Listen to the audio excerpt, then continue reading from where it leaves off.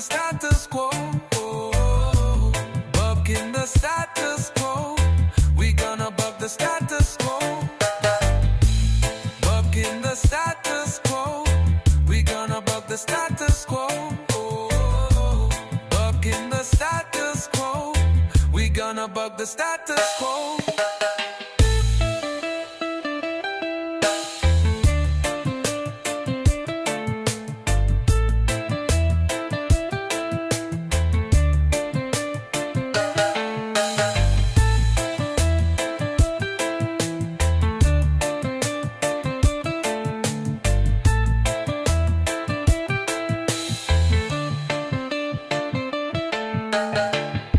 No ranks, no chains, just unity.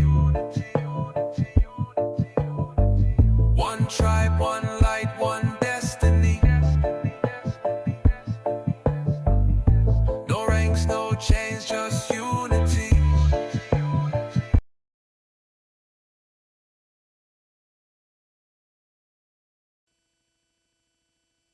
It's groovy. It is very groovy. Hey, what's going on out there? How's everybody doing in the GSF Irreverent Warriors world? It's so wonderful to be able to connect with everybody on this beautiful, beautiful Friday. We seem to be only getting gorgeous Fridays when we do these shows. Will, what do you think? I think it's fantastic, and it's probably divinely ordained. Yes, awesome, awesome. It's so wonderful to see everybody joining us today, and we've got a great lineup.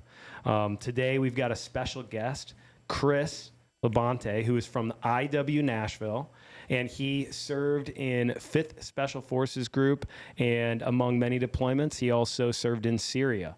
And so we are going to be connecting with Chris and talking about some of his experiences as he's navigated the VA system and then his own holistic healing path. So looking forward to that.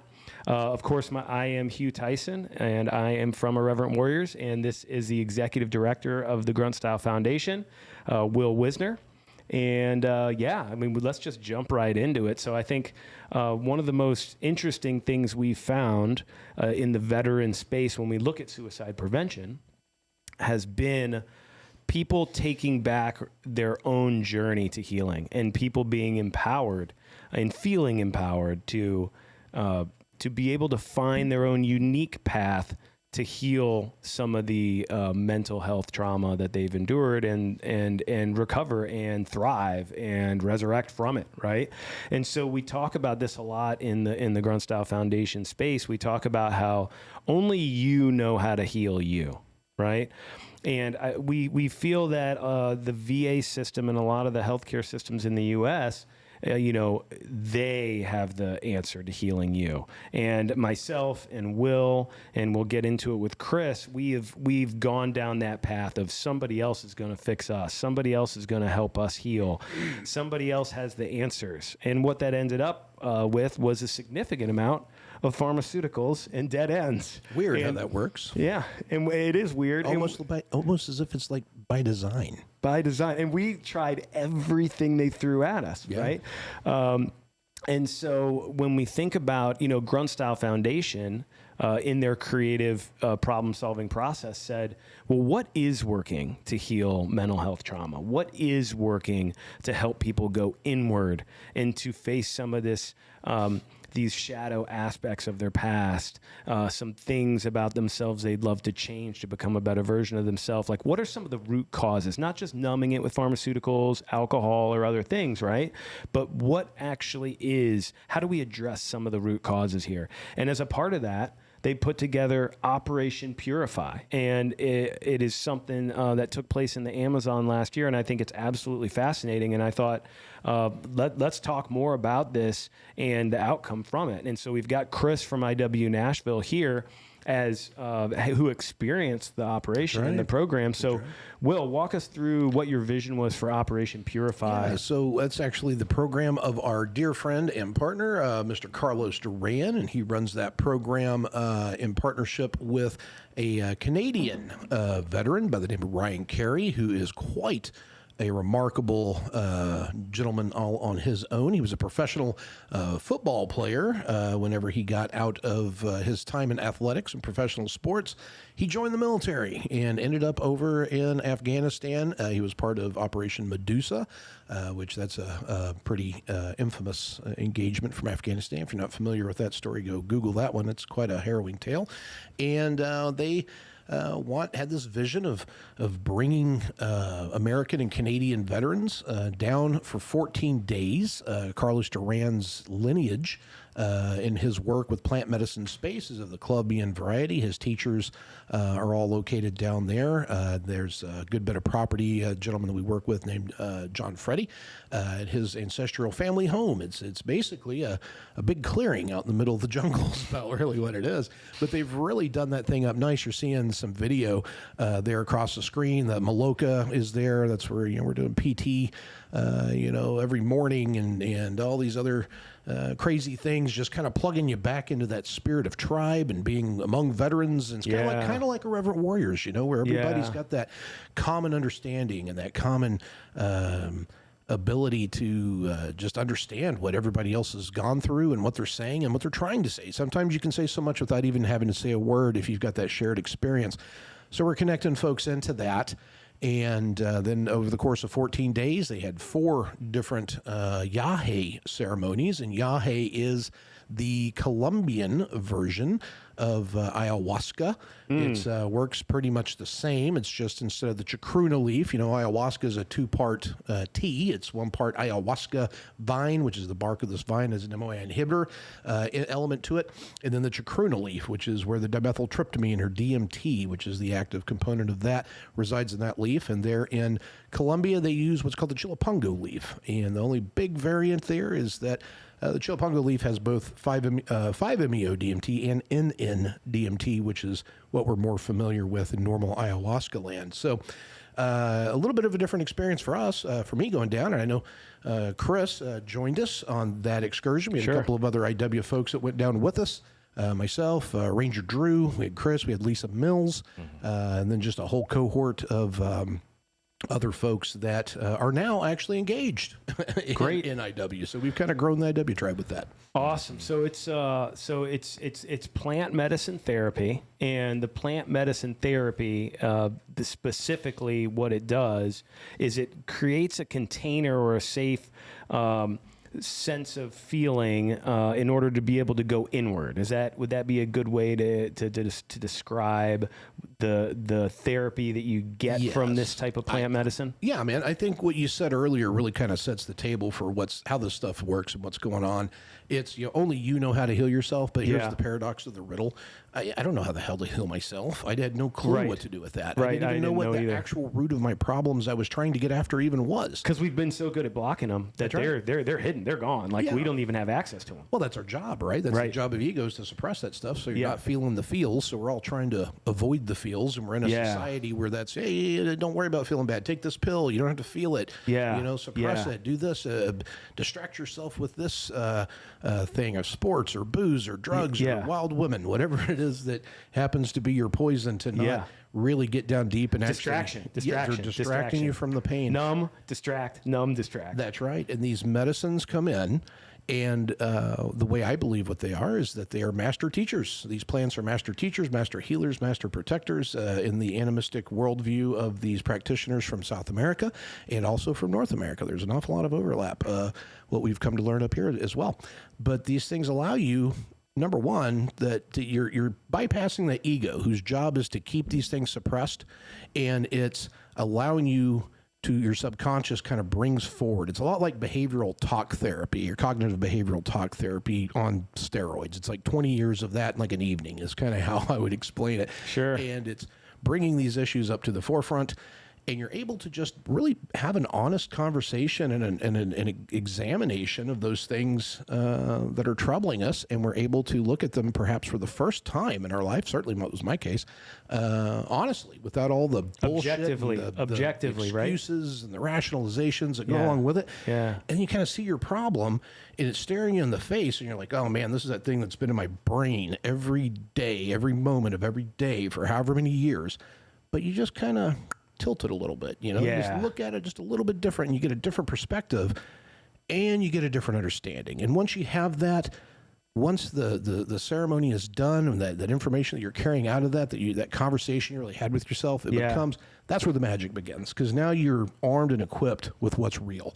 And it's up to you to take those steps on what you learned and change the course of your life. While you were talking, you inspired two thoughts in me. And one was, we operate in these belief systems, and they're almost like little bubbles. And sometimes we have a belief about ourselves, like I'm impatient and I can't stand in lines, just as a very vanilla example.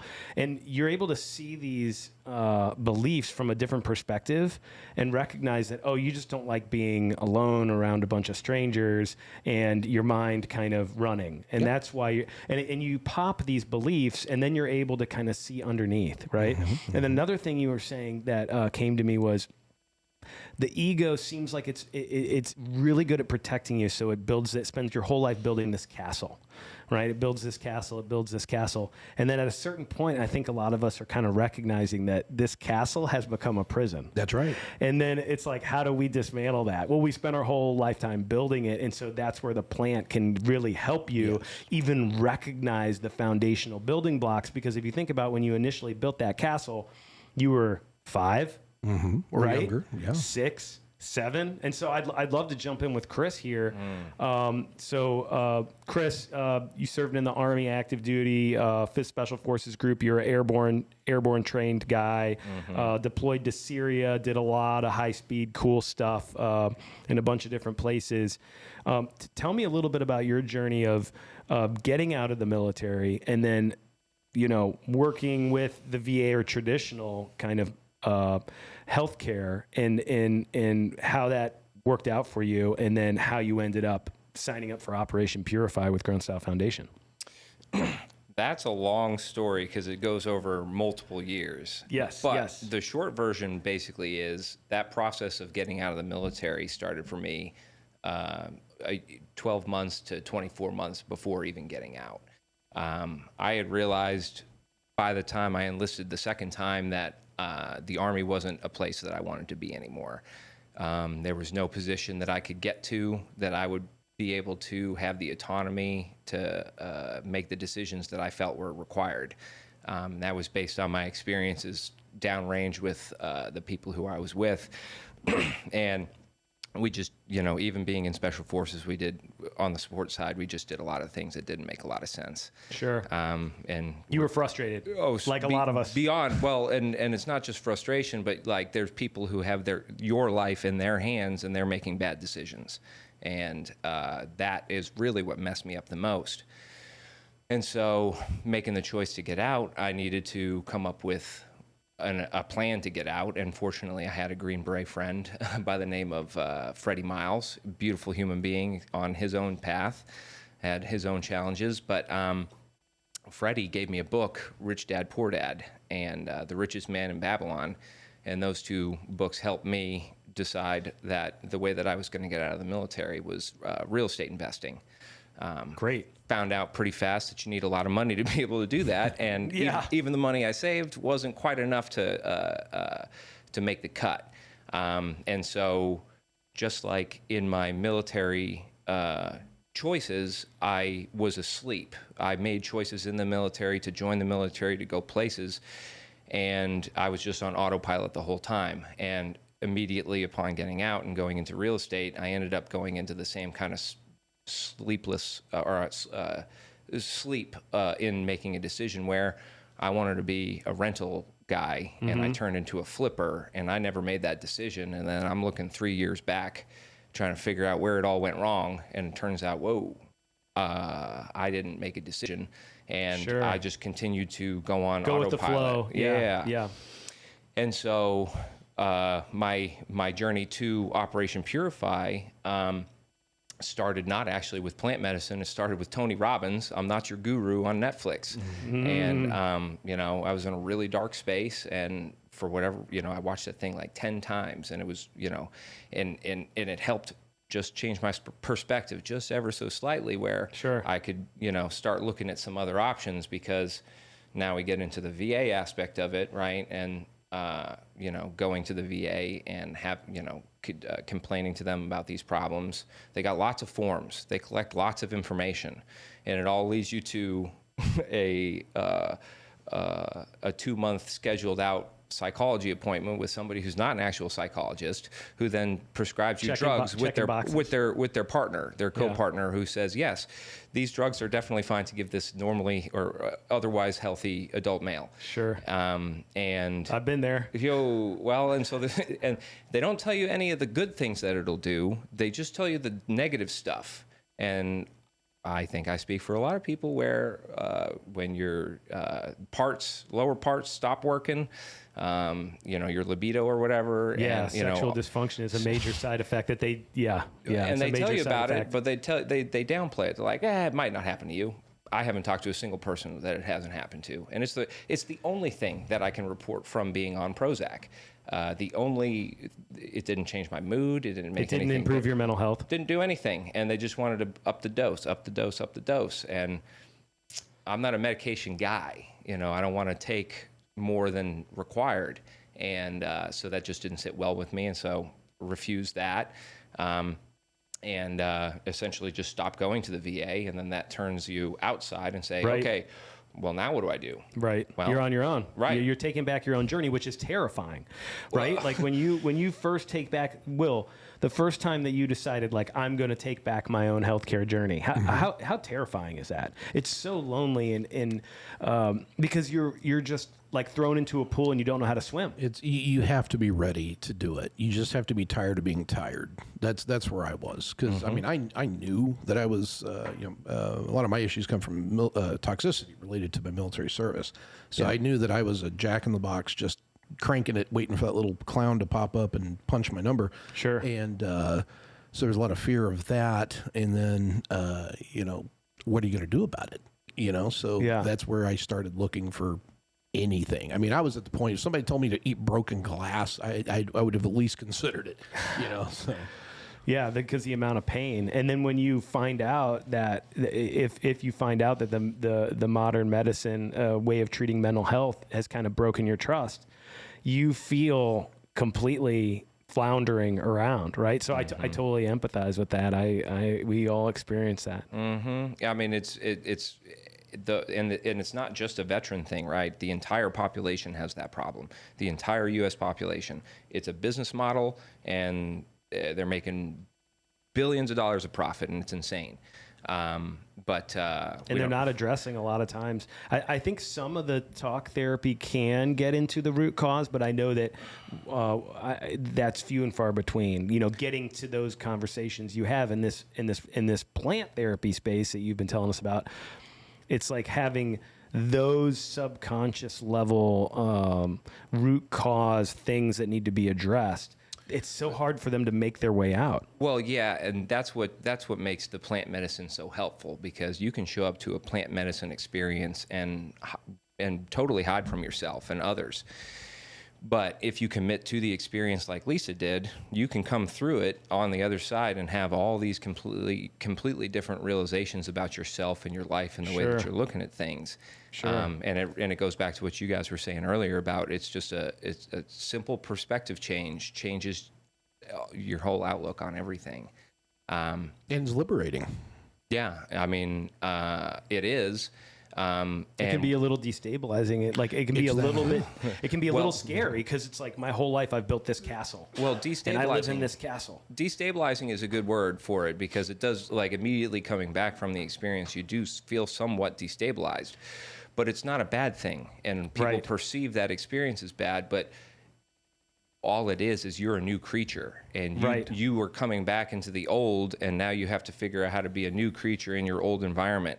And that's part of the reason why people who struggle with addiction can't make it out, or at least have this relapse situation. Yeah. But except for I wanted to. That's a great point, and I'd love to ask Will really quickly. Tell us about ibogaine and the way that impacts addiction, because I think that therapy. It's ridiculous, dude. It's got an 88% efficacy upon first time of administration. Unbelievable. For opioid abatement. So if you are someone that is hooked on heroin, for example, any of these opioids. What the ibogaine is doing is it's resetting those opioid receptors in your brain to the state that they were in pre-addiction.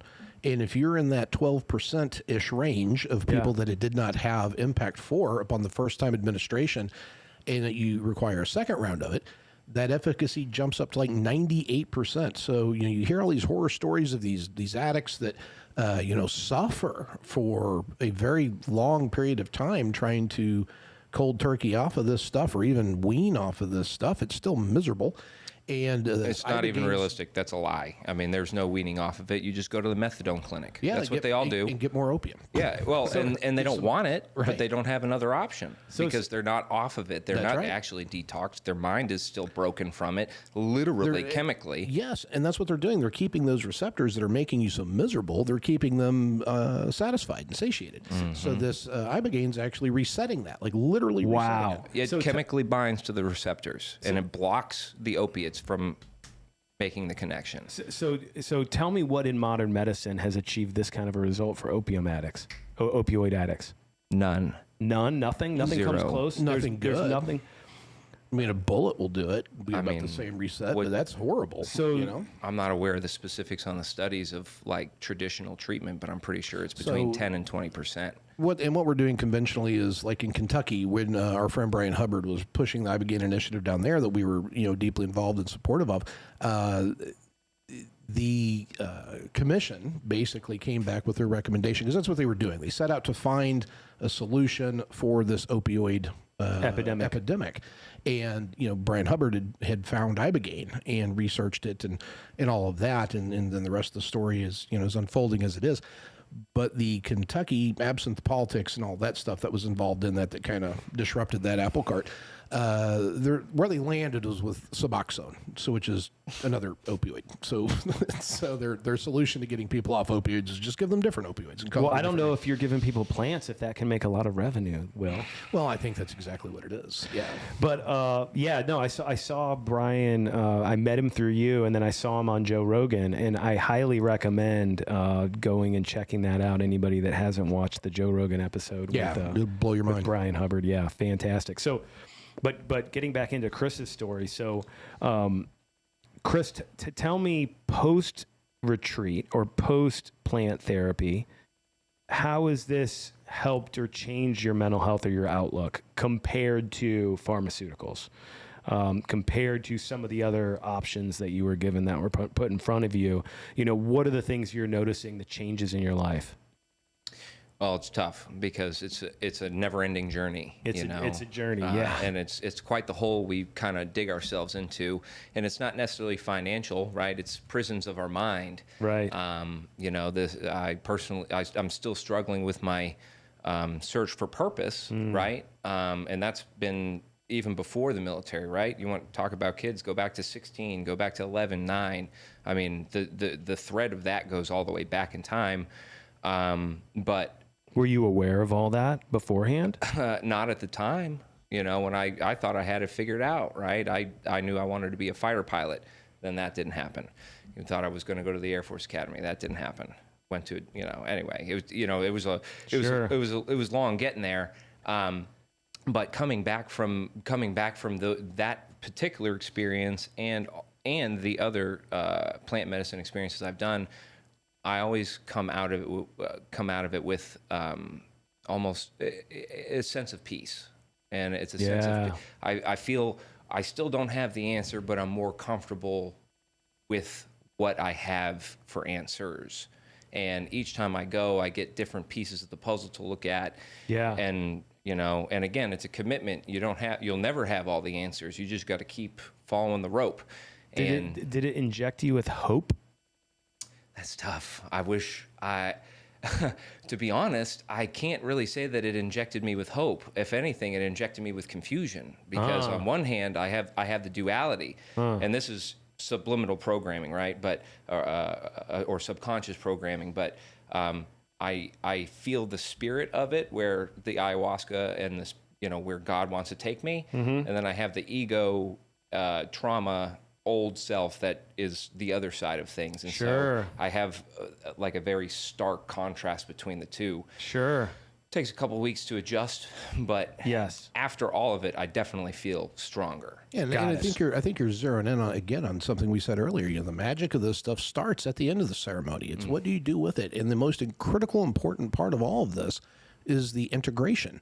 How you employ these lessons learned, because once you're done, you know, you've got a very short amount of time before you're back to your real life. If you're somebody that works for a living and has a family and has responsibilities and obligations and troubles, you know, all the things that we have in real life. And that was one thing I liked about Operation Purify, because the other experiences I've gone on have all been sub 1 week, and having a 14-day experience with only 4 days of medicine, you have the time to come into it peacefully and leave peacefully. And all of the preparation and everything that goes on ahead Yeah. of even engaging these plant medicines. I mean, just being that deep in nature. I mean, you Yeah. know, Chris, could you walk us through what all we had to do to even get there? Like, Yeah, describe nutrition. this Yeah, tell us about the experience. nutrition and everything that had to change. Oh yeah, well, I mean, any reputable medicine circle will give you the requirements, and they should be pretty standard across the board. But they recommend you going on a dieta, right? And that's, you know, just fancy word for diet, right? And but this diet isn't just what you're eating necessarily, but it also has to do with, you know, things that make your spirit potentially unclean. It starts about a month out. Could even start, you know, you can stop doing whatever hurts you whenever you want. But the line is about 1 month, and that's where you start eliminating pork, because pork is a unclean meat riddled with parasites. I can't cut the bacon out, but one of these days we're going to try. And then about 2 weeks out, you start reducing your salt intake. You switch from, you even eliminate beef and you switch to chicken. You start abstaining from sex, masturbation, any of that kind of release. Watching, don't they say don't watch horror movies too and things like that? Yeah. The news. It's don't like, watch the yeah, news. no, Ba- it's bas- like everything that you consume. Anything that can make that emotional high energy reaction, because Yeah. what is emotion? Energy in motion. So anything that raises that, you want to basically remove yourself from. Get back to your kind of essence, right? You want to be as quiet as you can be, and the problem is that we fill our lives with all sorts of noise to avoid that quiet. Absolutely. And that's where we lose a lot of people, right? During the lead up to it, because I don't want to stop eating pork. Well, I have done ceremony in eating pork. You won't die. It'll be okay. But you're also not getting the full experience out of Sure. it that you would be if you fully fasted, fully dieted, you know, fully committed to the experience. You're and saying, it doesn't make it wrong. Yeah. You're saying like the intention you put into it is what you get out of it, right? Is that? That's a very good way to explain it. It's how much effort are you willing to put? Could you walk us through what actually we went through, though, once we're actually physically on the ground? Like how we got there and the travel involved and just all that part of the adventure, because that was a meaningful part of the experience as well. It really was. And so I was a scholarship recipient. Thank you very much, which was absolutely phenomenal. It's the only reason why I was even able to go. And so I arrived a little earlier than everyone else, but everybody was all congregated in the same hotel. And so we had our step off day, whatever morning it was. And this was in Bogota, Colombia. By the way. Bogota. Yeah. It was a beautiful city too. Beautiful. Very hot. But it was a beautiful city. And so we met up in the lobby, and that's the first time, you know, some people traveled down together. Other people, you know, we were all meeting officially for the first time in the lobby, and there was an air of excitement that everybody had, and it wasn't nervous, even though you didn't know anybody. It was just a bunch of veterans, man. right. So. It was just a bunch of dudes getting ready to go hang out in the woods together, just like we usually do. Camaraderie. I mean, it was great, and we're having a good time talking with each other. You know, Were you wearing silkies though? I personally was not, but that's because I wear different shorts other than silkies. But You do? yeah, I only see you in silkies. So we're as per usual, hurry up and wait. We're waiting on the shuttle. There's supposed to be 2, then there ends up being 1, and so then we end up having to overcome that challenge, which is fine. We'll just Military. stuff that thing full. Yeah, you will. Yeah, and but Veterans will figure it out. oh yeah, we sure did. We sure did. Oh yeah. Okay. Sorry, that was the Peru trip. So we get in the van, which it's just like any normal van that you rent. But then it's like a 2.5 hour ride out to the jungle. And Well, first we had to get a little puddle jumper. The actual ride to the first airplane was only about 10 I forgot minutes. about the plane, dude. And then when you're on with those back roads, they are not smooth.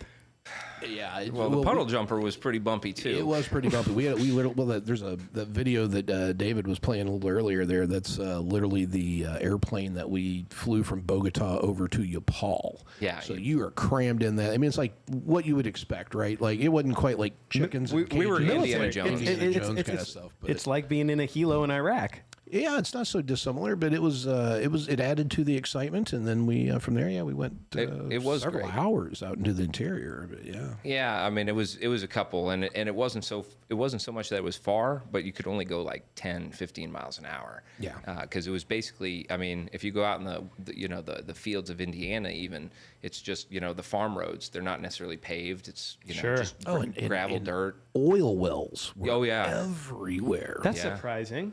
Well, it's the Amazon. They're just clearing incredible swaths of jungle and putting on these oil wells. I did not know there were oil wells in the rainforest in Amazon. This is a new thing, but that sounds terrible. Newsflash: they're destroying the Amazon. Yeah. Oh, It's that's that's one of terrible. the largest threats is for agricultural land and these energy resource development with these oil wells. One of the tribes I drank with, Haru, Prince Haru. I can't remember his tribe right now off the top of my head, but that's kind of his mission, and why he's serving ayahuasca here in the States is to raise money to fight the deforestation. that's very And it's common. not just oil; it's farmland too. They're deforesting to create farmland, which So save the rainforest. save the rainforest. That's Yeah. what it's about. Yeah, that's really where a lot of this money is going. And Chris is right. A lot of these groups that are working in this plant medicine space are there's always this bigger picture objective. The combo that I work with and the tribes that we work with, that's what we're doing. A lot of times we put a lot of support going down there to help build like fish farms, and help reinforce so that they're not having to cede this land to this type of development. So, yeah, and talk to me a little bit. So, your partner down there that you've been working with, Will, is Carlos, right? Carlos And then Duran. I would love to kind of shift into, if people are interested in this type of plant therapy, what's a good way? Is there a way for them to meet Carlos? Yeah. Tell us about I think Grunt Style Foundation, we've got a big retreat coming up, right? do. Talk about that. Yeah, That so- would be a great place for people to learn more, right? It's the best place for people to learn more because this is an opportunity to dip your toes in without getting in over your head. You don't necessarily need to go to the Amazon rainforest to start to explore these types of modalities and figure out what may work for you. So we have this event that we do the second weekend in September. It's called Integration. And what we're doing is we're bringing all these practitioners, guys like Carlos Duran. We are here bringing them today to talk you. about- So we're collecting all these guys. We've got everything from horse equine therapy to singing bowls to hypnosis, to Cold plunge. cold plunge. We're doing Group meditation, guided meditation, nutrition. We're doing cannabis and hape ceremonies. So combo. is going to be talked about. Now, not everything is experiential. So, like Carlos will be there. He will not be serving ayahuasca, Right. But he will be teaching you all about it. And so that may be the catalyst for someone that's yeah, well, what is this crazy thing? I'm drinking tea with the witch doctors in the jungle, and then you're going to have these big experiences. Well, go learn about it. Go meet these people. Yeah. And they'll teach you and kind of get you geared up. We're working with the Lakota. Are coming back again this year. In fact, we're expanding that. We've got from the brothers, Dwayne Tubles, that's coming. He will be teaching a workshop building actual Lakota drums.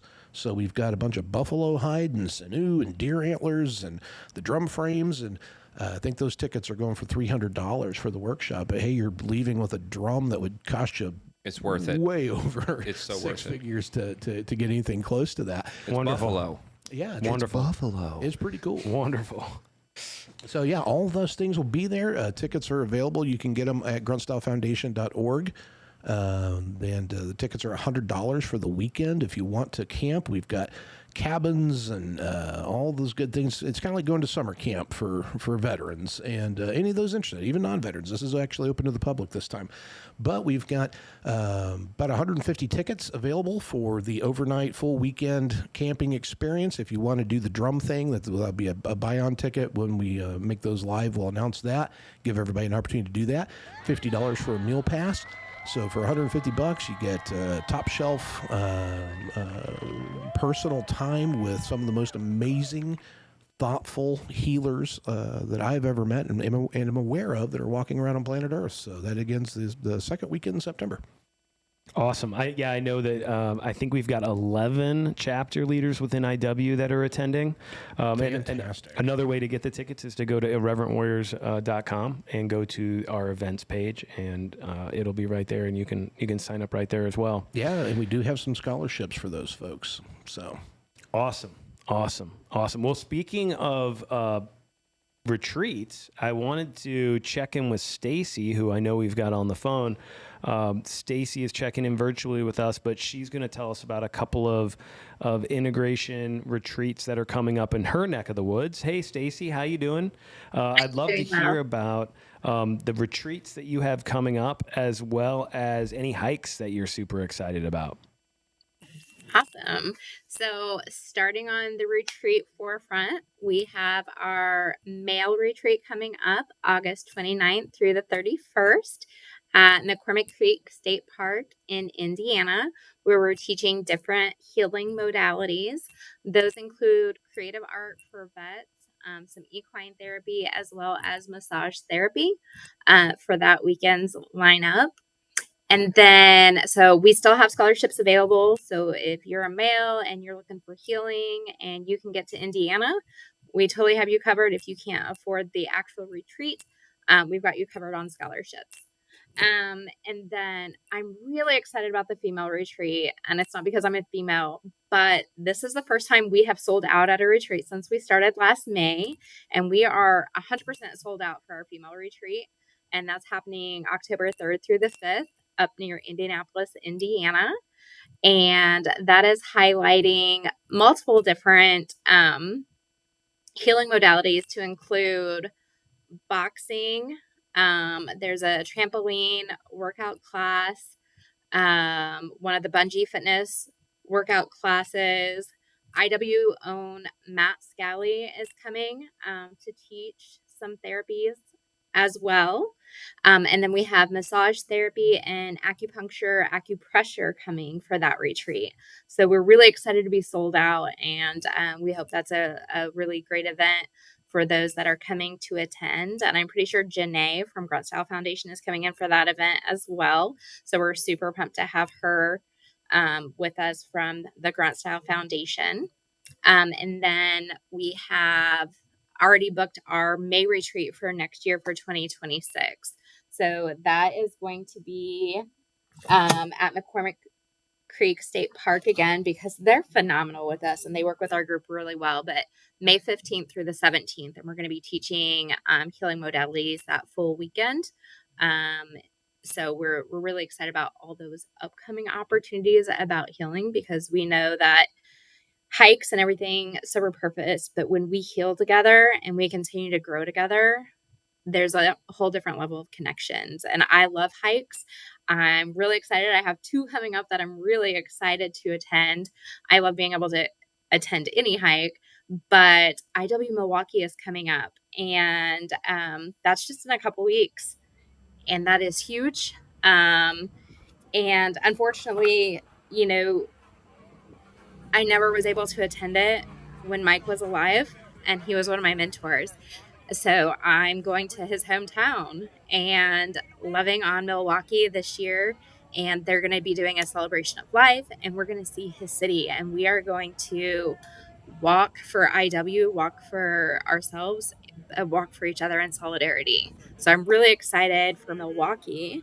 And then about a month after that, I get to go to Cincinnati, and it's my first time going to Cincinnati.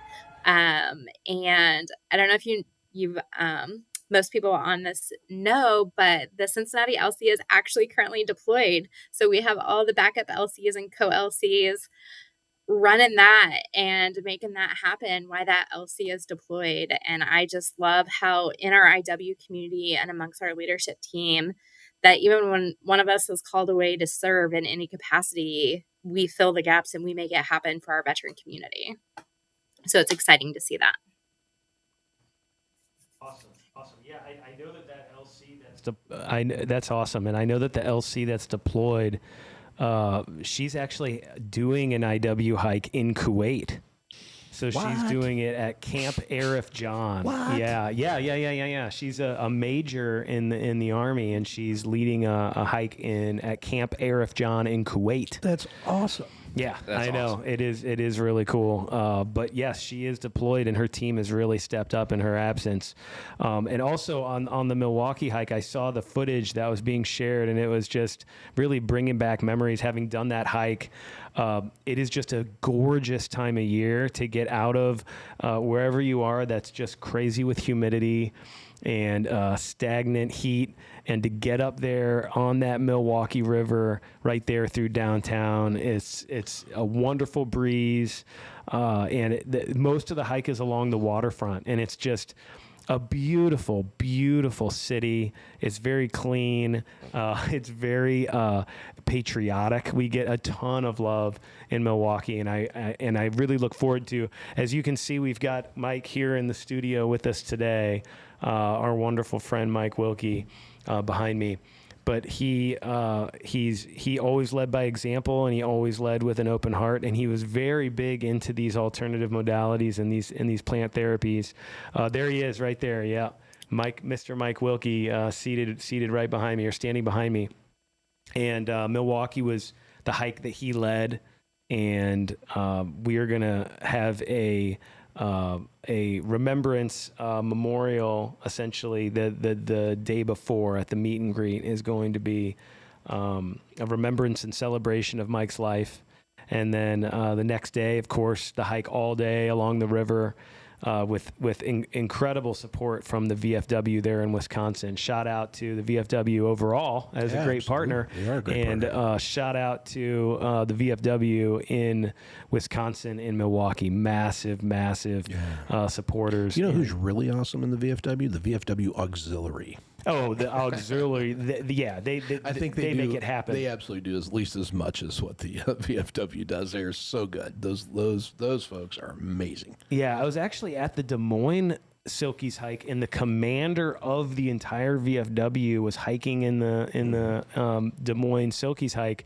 and we were talking about the auxiliary and how incredible they are. And she was telling me that the auxiliary, they keep everything moving. Yeah, they keep all the I's dotted and the T's crossed, and she was just saying that the auxiliary really is the hero within the VFW. You know, so shout out to the Wisconsin VFW. And thank you, Stacy, for joining us. Really, really appreciate seeing you. Look forward to those retreats. I am so pumped that the all-female retreat sold out. That's amazing. Look forward to that next year as well.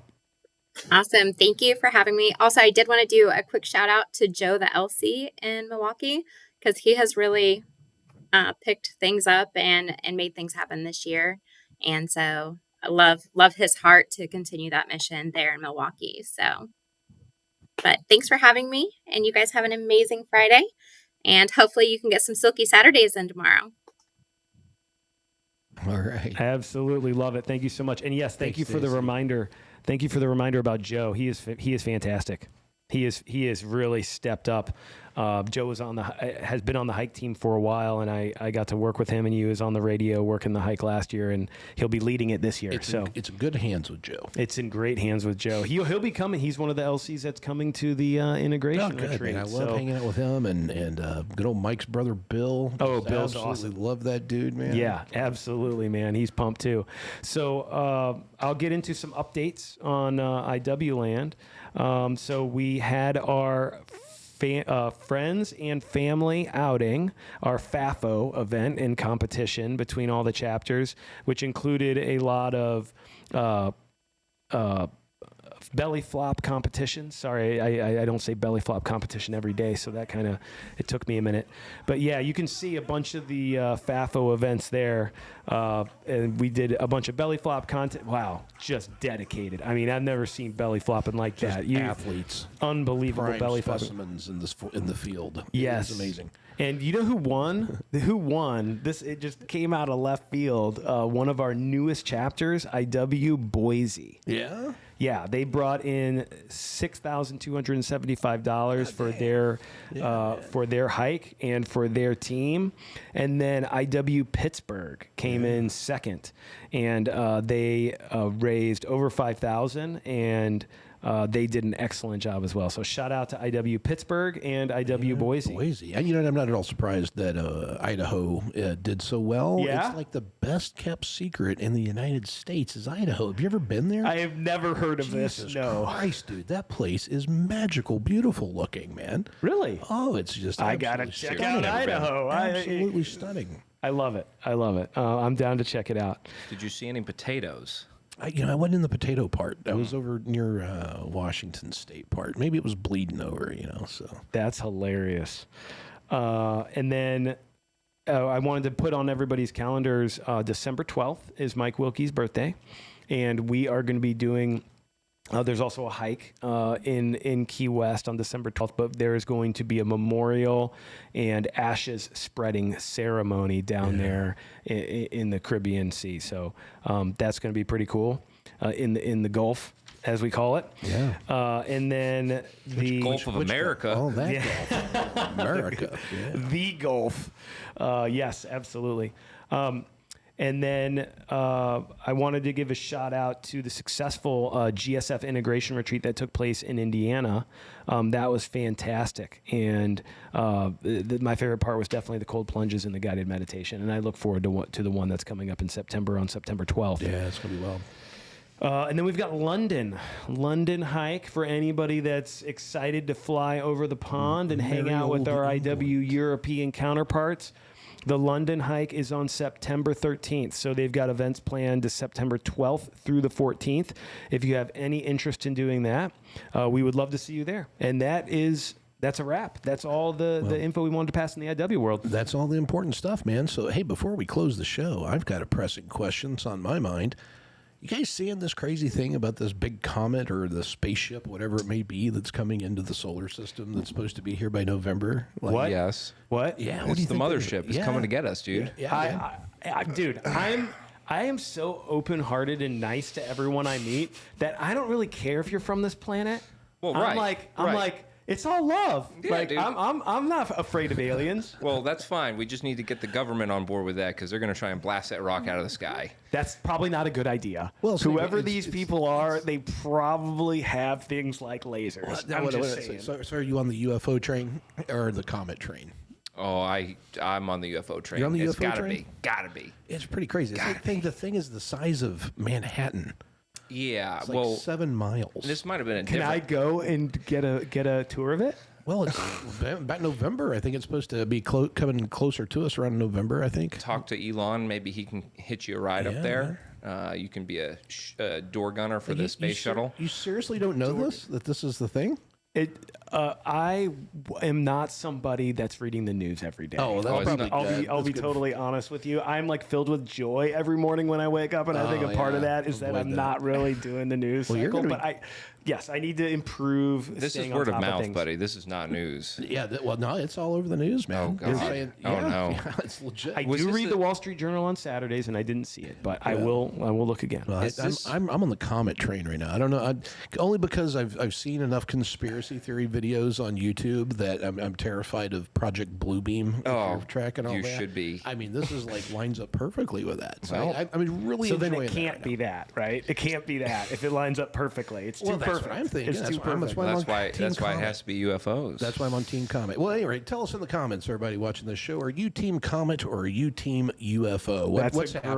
great idea. That is, I would love to see the storm that this will create in the comments. Yes, we will see you in the Pleiadians comments. Are coming to take us away. Joe Rogan, I need you to be called out right now. We need you in the comments telling us what you think, please. We need to know, I alien know which or way comet. he's voting. He's voting Death Star. Yeah, he might be, man. All right. Well, thank you everybody for joining us today. Hey, what's up, Billy? My homie, IW Missouri, man. Fantastic guy. Thanks everybody for joining us today, and have a great weekend. And get outside, get into nature. right. Nature is a pharmacy. That's right. Touch trees. Stay waxy, everybody. Stay waxy. All right. Peace out.